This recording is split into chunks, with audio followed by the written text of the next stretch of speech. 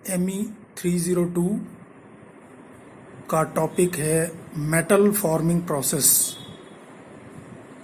इस metal forming process के अंदर हम वर्क पीस से डिज़ायर्ड प्रोडक्ट किस तरीके से बनाते हैं, उसके कौन कौन से प्रोसेस हैं, कौन कौन सी अलग अलग विधियां हैं जिससे हम अपने उत्पाद को तैयार कर सकते हैं, उसके बारे में स्टडी करेंगे। सबसे पहले हम डिस्कस करेंगे कि मेटल फॉर्मिंग प्रोसेस क्या होता है। जैसा कि मैंने स्टार्टिंग में इंट्रोडक्शन वाले वीडियो में आपको बताया था कि मेटल फॉर्मिंग प्रोसेस के अंदर हम रॉ मटेरियल से अपने उत्पाद को तैयार करने के लिए उसके अंदर से कोई मटेरियल रिमूव नहीं करते, यानी कि कोई कटिंग ऑपरेशन उस वर्कपीस से नहीं किया जाता जिससे कि उसमें से मटेरियल रिमूव करने की आवश्यकता पड़े। कहने का अर्थ यह है कि वर्कपीस को उसी के रूप को परिवर्तित करके हम डिजायर्ड ऑब्जेक्ट या अपना जो उत्पाद हमें तैयार करना है उसकी प्राप्ति करते हैं। तो यह प्राप्त करने के लिए हमें बाह्य बल की या एक्सटर्नल फोर्स की रिक्वायरमेंट रहती है। तो किस तरीके से उसके ऊपर हम एक्सटर्नल फोर्स, किस मैकेनिज्म के थ्रू उसके ऊपर वो फोर्स अप्लाई किया जाए, किस मैग्नीट्यूड में अप्लाई किया जाए और किस डायरेक्शन में अप्लाई किया जाए, इसके आधार पर हम मेटल फॉर्मिंग प्रोसेस को अलग अलग प्रक्रम में वर्गीकृत करते हैं। लेकिन उससे पहले हम ये समझना चाहेंगे कि मेटल फॉर्मिंग का बेसिक कॉन्सेप्ट या उसकी जो थ्योरेटिकल अप्रोच है वो क्या है। अगर हम किसी भी मेटल के टेंसाइल टेस्ट को ध्यान से देखने की कोशिश करें तो उस मेटल के ऊपर जब हम एक्सटर्नल टेंसाइल फोर्स अप्लाई करते हैं उसकी वजह से उस धातु के अंदर स्ट्रेस डेवलप होता है जिसे कहा जाता है टेंसाइल स्ट्रेस।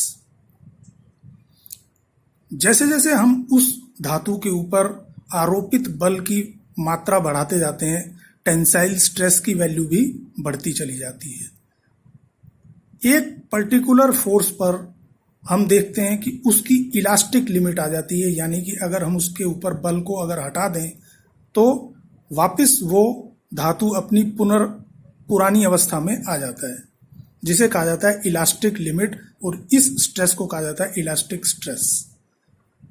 यदि इस इलास्टिक लिमिट के बियॉन्ड, यानी उसके भी ऊपर उस धातु के ऊपर बल आरोपित किया जाए तो उसके बाद जो स्ट्रेस इंडिकेट होती है उसे कहा जाता है यील्ड स्ट्रेस। दूसरे शब्दों में इसे कहा जाता है प्लास्टिक लिमिट। प्लास्टिक लिमिट का अर्थ ये होता है कि अगर हम उस धातु के ऊपर लगने वाले आरोपित बल को हटा दें उसके बाद भी वह अपनी पुरानी अवस्था में आने में सक्षम नहीं होता, यानी कि वो धातु प्लास्टिकली डिफॉर्म्ड हो चुकी होती है। ये कहलाती है यील्ड स्ट्रेस, यानी उस समय उस धातु के अंदर पैदा हुई स्ट्रेस की जो वैल्यू है वो यील्डी स्ट्रेस कहलाती है, जिसमें धातु अपनी पुरानी अवस्था में नहीं आता। और यदि इस यील्ड स्ट्रेस से भी आगे हम उस धातु के ऊपर बल आरोपित करते हैं तो अल्टीमेट स्ट्रेस आती है और फाइनली वो धातु या वो पदार्थ टूटकर अलग हो जाता है, फ्रैक्चर हो जाता है, उसमें दो भागों में वो विभक्त हो जाता है। तो कहने का अर्थ ये हुआ कि अगर हम धातु के ऊपर बल आरोपित कर रहे हैं तो सबसे पहले इलास्टिक लिमिट आती है, फिर यील्ड स्ट्रेस आती है, फिर अल्टीमेट स्ट्रेस आती है और फाइनली वो फ्रैक्चर हो जाता है, टूट जाता है दो भागों में। तो इस प्रकार से अगर हम किसी धातु के ऊपर आरोपित बल को इस मैग्नीट्यूड तक या इस परिमाण तक आरोपित करें कि उसके अंदर प्लास्टिक डिफॉर्मेशन होना प्रारंभ हो जाए, यानी यील्ड स्ट्रेस के आसपास अगर हम उसके ऊपर बल आरोपित कर रहे हैं तो उसमें परमानेंट डिफॉर्मेशन आ जाता है। यह परमानेंट डिफॉर्मेशन ही उसके रूप को परिवर्तित करने के लिए जिम्मेदार रहता है, या उसके लिए वो रिस्पॉन्सिबल है जिसकी वजह से उस धातु का रूप परिवर्तित होता है। तो मेटल फॉर्मिंग प्रोसेस के अंदर हम जो बल आरोपित करते हैं, उस बल का हमारा जो इंटेंशन है, हमारा उद्देश्य है, वो ये रहता है कि हम उसके ऊपर जो आरोपित बल कर रहे हैं वो यील्ड स्ट्रेस तक पहुंच जाए, और यील्ड स्ट्रेस की वजह से उसमें धीरे धीरे प्लास्टिक डिफॉर्मेशन आना प्रारंभ हो जाए और वो अपने रूप को परिवर्तित कर दे। तो ये है मेटल फॉर्मिंग की बेसिक थ्योरी। अब इस मेटल फॉर्मिंग को अचीव करने के लिए या प्राप्त करने के लिए हम दो तरीके अपनाते हैं। पहला है कोल्ड वर्किंग प्रोसेस और दूसरा है hot working process. Cold working और हॉट वर्किंग में क्या अंतर है, इसके बारे में अब हम डिस्कस करेंगे। जैसा कि हम जानते हैं कि धातुओं का जो मॉलिक्यूलर स्ट्रक्चर है, जो आणविक संरचना है, वो एक लैटिस के रूप में होती है। और ये लैटिस हम जानते हैं 3 प्रकार के होते हैं, FCC, BCC और HCP, यानी face centred cubic, hexagonal close packing और बॉडी सेंटर्ड क्यूबिक। इन तीनों तरीके के लैटिस अलग अलग धातुओं में पाए जाते हैं और इन लैटिस की संरचना से ही उसके क्रिस्टल का निर्माण होता है। तो अब ये जो क्रिस्टल बनता है किसी एक धातु का विशेष, मान लीजिए हमने एल्यूमिनियम की बात की, तो एल्यूमिनियम का जो क्रिस्टल होगा वो फेस सेंटर्ड होगा, और फेस सेंटर्ड स्ट्रक्चर हमेशा उस एक तरीके के रूप को ही प्रदर्शित करेगा। अब हम अगर कोल्ड वर्किंग में उस धातु के ऊपर बल आरोपित करते हैं, तो बल आरोपित करने की वजह से उसके क्रिस्टलाइन स्ट्रक्चर में, यानी उसके क्रिस्टल में भी परिवर्तन आना प्रारंभ हो जाता है। तो इस क्रिस्टल के परिवर्तन के आने की वजह से ही उसका जो रूप है वो परिवर्तित होता है। तो कोल्ड वर्किंग और हॉट वर्किंग में अंतर अगर हम समझना चाहें, तो कोल्ड वर्किंग प्रक्रम के अंदर यदि हम धातु के ऊपर जो आरोपित बल कर रहे हैं, उस बल को हम उस धातु के रिक्रिस्टलाइजेशन टेम्परेचर से नीचे रखते हुए कर रहे हैं, यानी कि धातु का जो रिक्रिस्टलाइजेशन टेम्परेचर है, जहां पर कि उसका क्रिस्टल स्ट्रक्चर बदल रहा है, उससे कम पर अगर हम उसके ऊपर बल आरोपित कर रहे हैं तो उसे कहा जाएगा कोल्ड वर्किंग प्रोसेस। आयरन के लिए जैसे 700 डिग्री सेंटीग्रेड उसका क्रिस्टलाइन टेम्परेचर होता है, यानी 700 डिग्री सेंटीग्रेड के ऊपर अगर हम लोहे को गर्म करेंगे तो उसका जो क्रिस्टलीकरण है वो बदलना प्रारंभ हो जाएगा। यानी कहने का अर्थ ये है कि अगर 700 डिग्री सेंटीग्रेड से नीचे रखते हुए हमने उस लोहे के ऊपर बल आरोपित करके उसके रूप को परिवर्तित किया, तो हमने उसके ऊपर कोल्ड वर्किंग प्रोसेस अपनाया है। इस कोल्ड वर्किंग प्रोसेस की वजह से उस धातु की जो दृढ़ता है, जो मजबूती है, जो मैकेनिकल स्ट्रेंथ है, उसके अंदर कोई विशेष परिवर्तन नहीं आता। दूसरा है hot working process. Hot working के अंदर क्या होता है कि अगर हम धातु को उसके क्रिस्टलीकरण तापमान के ऊपर रखते हुए हम उसके ऊपर बल आरोपित करके उसके रूप को परिवर्तित करते हैं, तो वो कहलाता है हॉट वर्किंग प्रोसेस। ठीक इसी तरीके से जैसे मैंने अभी लोहे का उदाहरण दिया, 770 डिग्री सेंटीग्रेड के ऊपर अगर हमने उसको गर्म किया और गर्म करने के बाद उसके ऊपर हमने बल आरोपित करते हुए उसके रूप को परिवर्तित करने का प्रयास किया, तो वो कहलाएगा हॉट वर्किंग प्रोसेस। तो नेचुरल सी बात है, जब हम हॉट वर्किंग प्रोसेस काम में लेते हैं उसकी वजह से उसके क्रिस्टलीकरण में परिवर्तन आ जाता है, उसका लैटिस स्ट्रक्चर बदल जाता है, जिसकी वजह से उसकी जो मैकेनिकल प्रॉपर्टीज हैं वो भी परिवर्तित हो जाती हैं। उसकी हार्डनेस, उसकी स्टिफनेस, उसकी दृढ़ता, सब में परिवर्तन आ जाता है। लेकिन हमें जो उत्पाद तैयार करना है उस उत्पाद की प्राप्ति हम आसानी से कर सकते हैं। इसे भी हम बड़े सरलता से समझ सकते हैं कि हॉट वर्किंग जो है उसमें आरोपित बल का जो परिमाण है, मैग्नीट्यूड है, उसको हम आसानी से कम रखते हुए भी डिजायर्ड शेप या आवश्यकता अनुसार रूप परिवर्तित कर सकते हैं। तो ये अभी मैंने मुख्य अंतर बताया आपको हॉट वर्किंग और कोल्ड वर्किंग के अंदर। अब हम डिस्कस करेंगे मेटल फॉर्मिंग के विभिन्न प्रक्रमों की श्रृंखला में सबसे पहला आता है फोर्जिंग प्रोसेस।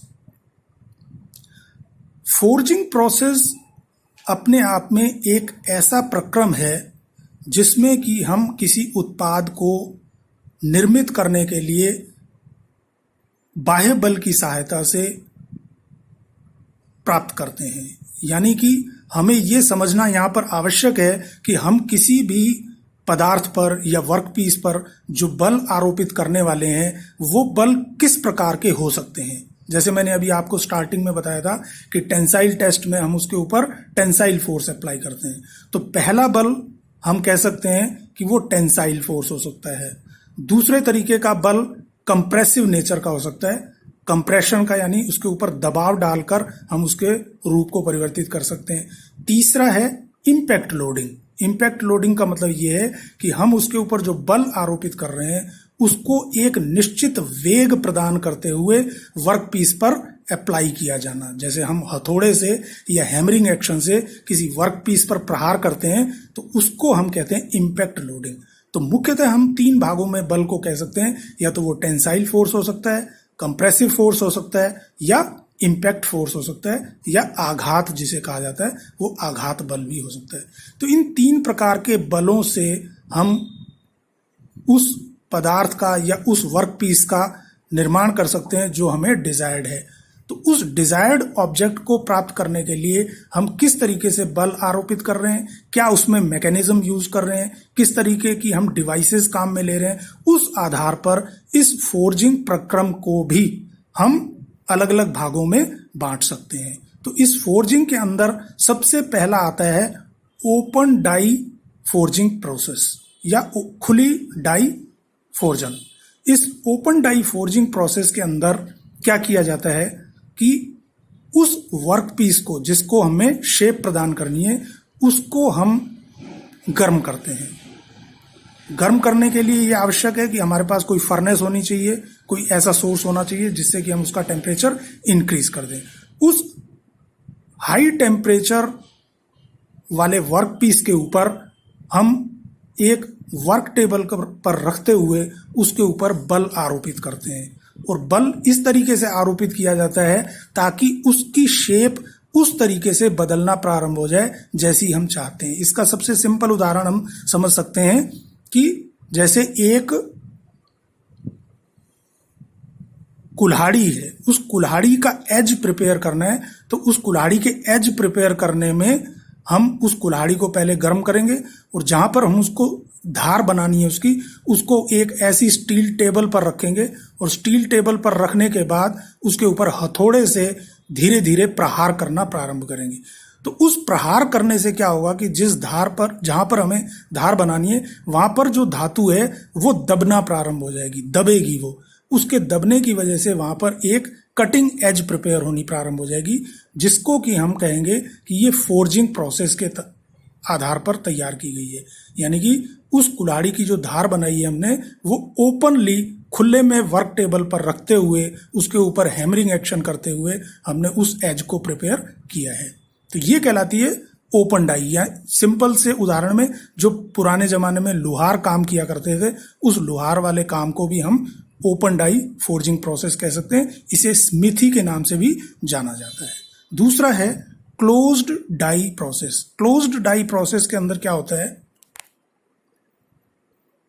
कि वर्क पीस को 2 अलग अलग भागों में रखते हुए कंप्रेसिव फोर्स अप्लाई किया जाता है। इसको समझने के लिए हम ऐसा कह सकते हैं कि मान लीजिए एक क्यूबिकल पीस है आयरन का, उसको हमने एक स्फेरिकल हेमिस्फेरिकल पीस में नीचे और हेमिस्फेरिकल पीस ऊपर, उसके बीच में अगर हमने बंद करके उसके ऊपर कंप्रेसिव फोर्स अप्लाई किया, तो उसके कंप्रेसिव फोर्स अप्लाई करने की वजह से वो जो क्यूबिकल शेप का वर्क पीस था वो धीरे धीरे एक स्फेरिकल शेप में या गोलाकार आकृति में परिवर्तित होना प्रारंभ हो जाएगा, जिसकी वजह से हम उसको गोल आकृति का बनता हुआ देखेंगे। तो क्लोज्ड डाई में होता ये है कि एक डाई के 2 पोर्शन होते हैं, एक लोअर पोर्शन, एक अपर पोर्शन, और बीच में वर्क पीस के लिए कैविटी या खालिस्तान। इसको चित्र के माध्यम से भी मैं अभी बता दूंगा किस तरीके से उसमें वर्क पीस को रखते हुए दोनों पोर्शन को बंद कर दिया जाता है और ऊपर से कंप्रेसिव फोर्स लगाते हुए उसकी शेप या आकृति को प्राप्त कर लिया जाता है। तीसरा नंबर है फोर्जिंग के अंदर ड्रॉप फोर्जिंग। ड्रॉप फोर्जिंग को भी हम ओपन डाई और क्लोज डाई का मिक्सचर मान सकते हैं, उनका मिश्रण मान सकते हैं। इसमें क्या होता है कि लोअर डाई पोर्शन में वर्क पीस को रखा जाता है और ओपन डाई वाले पोर्शन को ऊपर से रखते हुए हैमरिंग एक्शन के माध्यम से या हथौड़े से उसको इंपैक्ट किया जाता है, आघात पहुंचाया जाता है, और उस आघात की वजह से उस वर्क पीस का आकार धीरे धीरे परिवर्तित होता रहता है और हम उस डिजायर्ड शेप तक उस वर्क पीस पर इंपैक्ट करते रहते हैं ताकि हमें वो ऑब्जेक्ट या जो उत्पाद हमें तैयार करना है वो प्राप्त हो सके। इस तरीके से हम इस फोर्जिंग प्रक्रम को इन 3 माध्यमों की सहायता से उस डिजायर्ड ऑब्जेक्ट की प्राप्ति करते हैं। अब मैं चित्र के माध्यम से आपको बताना चाह रहा हूं कि किस तरीके से ओपन डाई और क्लोज डाई काम करती है।